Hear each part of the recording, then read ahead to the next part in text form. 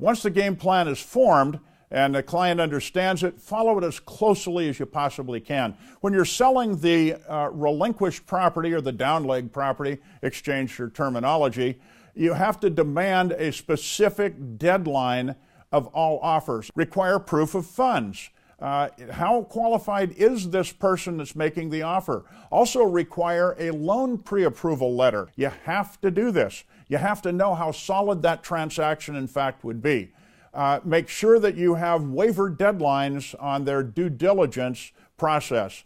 Not so much that you force them away from the property, but don't allow them to wander. The concern may be this one. That person may have an exchange, and they're trying to line up as many properties and get as many properties under contract as they possibly can. Then they're going to stand back and select slowly the one that would be best. You're sitting there waiting for paint to dry and you weren't even in the game, but you couldn't identify that by the fact and how they had made the offer.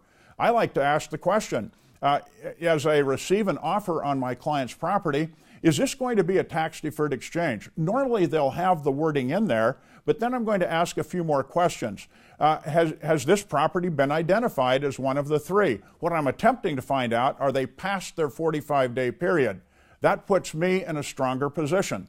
I have to be in the strongest position possible in representing my client if we're going to go after a tax-deferred exchange on our own.